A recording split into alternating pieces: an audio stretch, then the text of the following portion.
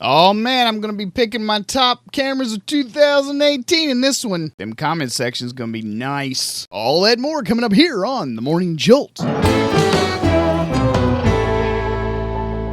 What's up guys, Mark back here with yet another video, and on today's show I'm gonna pick my top cameras of 2018. Some of them will not be from 2018 because I don't really think that the new cameras that were supposed to replace them have done very good, in my personal opinion. So before you give me a nice big tongue lashing in that comments, this is my opinion. These are my picks. If you want to make your own video and have your own picks, you be my guest. You go right ahead. So without further ado, let's get right on into it. All right, the best all-around DSLR camera of 2018 was not even made in 2018. It's going to be the Nikon D850. This camera is super duper tough. It's super duper weatherproofed. It is one of the biggest, most robust cameras that you can purchase right now as far as DSLRs are concerned. So if you are into DSLRs still and you haven't jumped on that mirrorless train yet, the D850 is going to be my #1 top pick. It's extremely versatile. It can do just about anything you ask of it, including professional work, enthusiast work, outdoor, wildlife, weddings, whatever. It doesn't really matter. This thing is up to the task. Not to mention Nikon still has their full lineup of lenses that you can pick and choose from. Just about anything you could possibly want, Nikon has it in that lineup. This thing is a high megapixel beast at 45.7 megapixels, so if you need that extra resolution, which most of you do if you happen to be doing professional work and you want to do a bit of cropping, this is going to be your jam. It's super tough, it's weather sealed, so no matter what kind of environment you happen to be going into, whether it be hot, cold, or anything in between, it's got you covered. If you are a landscape photographer in any way, shape, or form, you're going to get great, fantastic dynamic range out of this camera. It's an absolute no-brainer. You should definitely pick one up. The only real caveat to this camera is if you plan to do any level of video, just skip it. Get you something else on the side if you're going to do video. This is not kind of one of those all-in-one picks, but this is my #1 do almost anything DSLR camera of 2018. Ooh, don't hit me, girl. Next up on my list is going to be my #1 pick for the best full-frame mirrorless camera of 2018, and that, my friends, is going to be the Sony A7 Mark III. This camera does damn near anything that you would ask of it. It is smaller and lighter because of its mirrorless design. No mirror box, so no flappies going on the inside. Super quiet.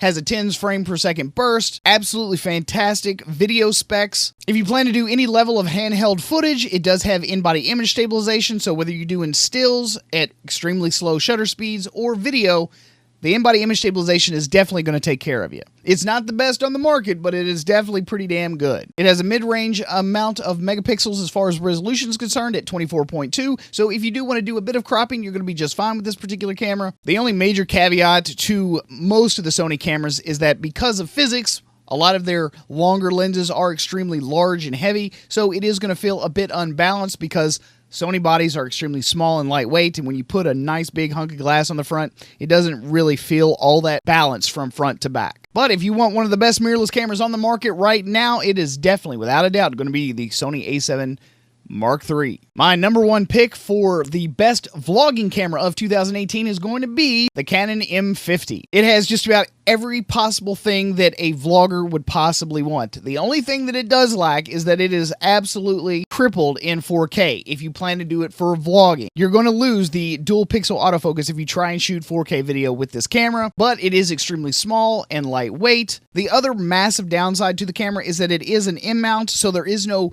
upgrade path for you if you happen to already be invested in Canon glass. If you've got EFS or EF lenses, they're not going to fit without forking out yet another $200 for their EF adapter. Granted, there are a couple of aftermarket adapters like Comlight that you can pick up way cheaper, maybe a quarter of the price. I've never tested one out, so I can't speak to how well they work, but according to all of the reviews that I have been able to find online, they work pretty damn good. The Canon M50 has a massively functional touchscreen, flippy screen, has a mic in jack, has a hot shoe so that you can mount that external microphone or even external flashes because the built-in flash is not so great. But if you are just looking to get into some vlogging situations with one of the best, most versatile cameras that I have been able to find in all of my years doing vlog videos and YouTube, it's going to be the Canon M50. My next pick for the best all-around APS-C camera is going to be the Fujifilm X-T3. This camera is a literal monster. It has just about every possible thing that you could possibly want in a camera that does both photo and video. And if you happen to be an APS-C fan like myself, there is no better choice because Fuji is probably one of the only camera companies on the planet that actually takes APS-C seriously. They make fantastic APS-C glass, sturdy, well-built, all-metal construction for the most part, save for their XC lenses. Give those a skip. But if you just want fantastic images with very little post-processing directly out of the camera, APS-C, lightweight, very beautiful, very functional camera, the X-T3 is going to do you a serious solid. Coming in at roughly 26.1 megapixels and having a fantastic electronic viewfinder, you're also going to get a massive 11 frames per second with the mechanical shutter and a 30 frames per second with the electronic shutter. So if you have fast-moving kids or pets, you're not going to have to worry. You'll have this thing nailed down just fine. And with massively improved autofocus, low light, photo acquisition, and a huge upgrade to all of their video features, this thing is kind of a no-brainer if you want to stay a little bit smaller and a whole lot lighter when it comes to your lens selection choices. So if you're looking for an APS-C mirrorless camera this year, damn, it's got to be the Fujifilm X-T3. My number one top pick for the best drone camera this year is not even made this year. It's definitely going to be the Mavic Platinum Edition. I think still for the money and the size and the weight and the best image quality that you could probably squeeze out for the money, it's definitely going to be that one. While I know that DJI did in fact release two brand new drones with two massively different cameras on each one, I just don't think that it is A, worth the hype, or B, worth that extra money. I say just go ahead and save the money and grab yourself a Mavic Pro Platinum. It has the slightly quieter propellers on there. You still get great, fantastic image quality, and you're going to save yourself a ton of cash, especially if you happen to pick up the Fly More combo. Sorry, guys in the drone department, but it's still going to be the old model. On to action cameras, my number one pick this year is going to be a pick from this year, and that's going to be the GoPro Hero 7. The GoPro Hero is honestly, it's iconic. It's been around for a very, very long time, but they have upped their game this year with the GoPro Hero 7 Black. It is probably one of the best action cameras out there on the market.